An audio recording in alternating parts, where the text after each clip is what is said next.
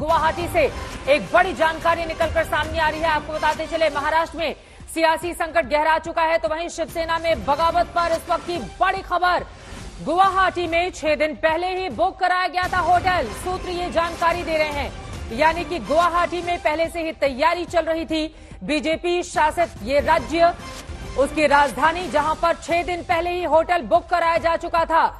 क्या यही वजह है कि पहले ये तमाम विधायक सूरत पहुंचते हैं, जहां पर बीजेपी की सरकार, और उसके बाद वहां से इनको शिफ्ट किया जाता है गुवाहाटी के एक होटल में। वहां पर मुख्यमंत्री सुबह सुबह नजर भी आए, जैसा कि हमारे संवाददाता ने जानकारी भी दी थी। अनुपम मिश्रा इस बारे में और ज्यादा जानकारी के साथ सीधे जुड़ चुके हैं। अनुपम, ये बड़ी खबर है, क्या 6 दिन पहले से ही तैयारी चल रही थी खेला होने की महाराष्ट्र में?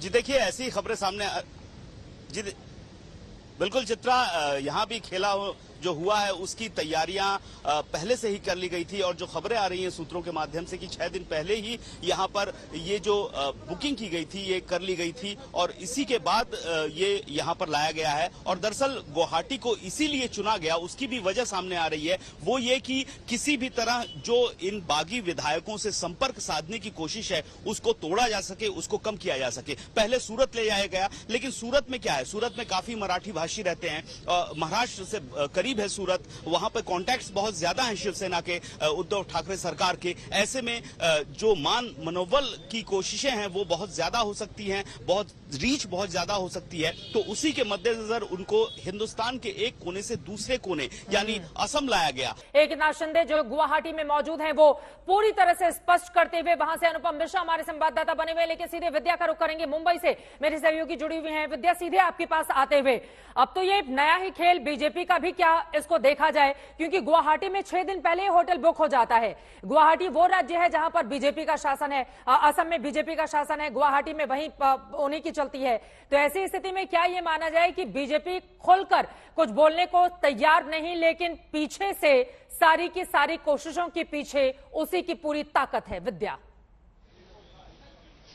जी बिल्कुल, यही दावा तो कांग्रेस, एनसीपी और शिवसेना खुद उद्धव ठाकरे खुद ये लोग करते आए हैं कि ये लगातार ये बीजेपी का समर्थन है, बिकॉज एकनाथ शिंदे अकेले इतना कुछ नहीं कर सकते थे। हालांकि वो ऑर्गेनाइजेशन के इंसान है, पूरा का पूरा शिवसेना का कह लीजिए कमांड, सेकंड इन कमांड थे, वो पूरा का पूरा ऑर्गेनाइजेशन वो खुद भी देख रहे थे। लेकिन फिर भी इतना बड़ा कू और इस तरीके से सब लोगों को, एमएलएस को ले जाना, इंडिपेंडेंट्स को भी ले जाना, ये अपने आप में उनके लिए अकेले नहीं था। यही वजह है कि सबका मानना है। और जाहिर सी बात है चित्रा, ये कोई खेल जो आप हर कोई कह रहा है, ऑपरेशन कमल का जब भी खेल होता है, ये खेला होवे कभी भी कम दिनों का तो नहीं होता है, इसकी तैयारी लंबी करनी ही पड़ती है, और यही शायद बीजेपी ने भी की है।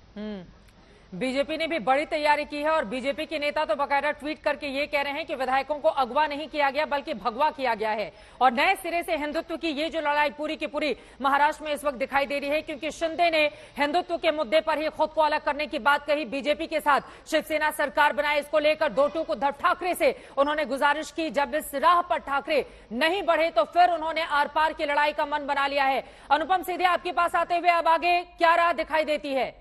अब तो 5 बजे की बैठक में ये विधायक पहुंचेंगे नहीं, अंदर कुल कितने विधायकों की मौजूदगी है, कोई सही आंकड़ा मिल पा रहा है क्या अनुपम?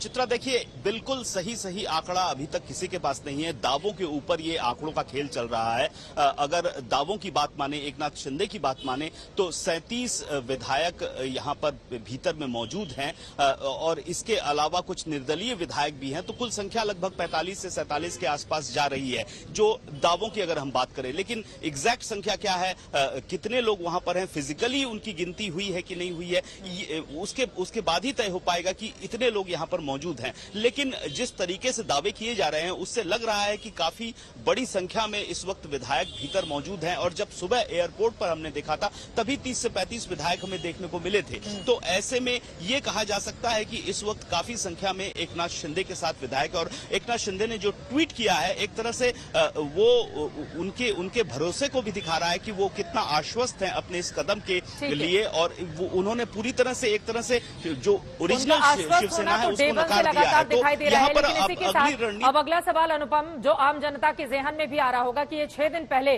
अगर गुवाहाटी में शिवसेना के विधायकों के लिए होटल बुक हो जाता है, होटल बुक करवाया किसने, सामने आ पाया है क्या?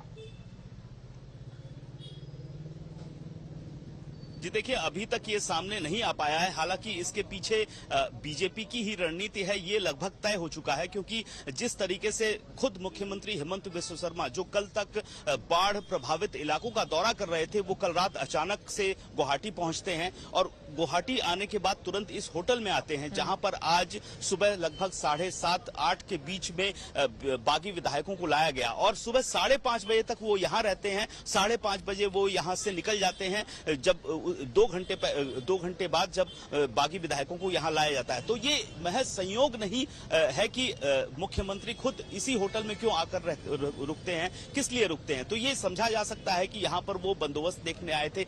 आला कमान की ओर से निर्देश रहे होंगे जायज तौर पर कि जिस तरीके के बंदोबस्त हैं उसको आप खुद देखिए, क्योंकि ये एक बहुत बड़ा ऑपरेशन है। ऐसे में इस जगह को इसीलिए चुना गया है कि असम में बीजेपी का शासन है, असम के आसपास के जो राज्य हैं वहां पर भी बीजेपी का शासन है। ये जगह बहुत दूर है, यहाँ पर इन तक पहुंचना, इनको समझाकर वापस अपने गुट में लाना, ये बहुत मुश्किल हो जा रहा है। तो इसी वजह से इस जगह को चुना और लंबी प्लानिंग के साथ किया गया। बहुत से ही दूर हो चुके हैं एकनाथ शिंदे। शिवसेना उद्धव ठाकरे से यही कारण है कि अब बीच का कोई रास्ता नजर नहीं आ रहा है। एकनाथ शिंदे ने भी ऐलान कर दिया है वो व्हिप मानने को नहीं है तैयार और खुद अपना चीफ व्हिप नियुक्त कर दिया है।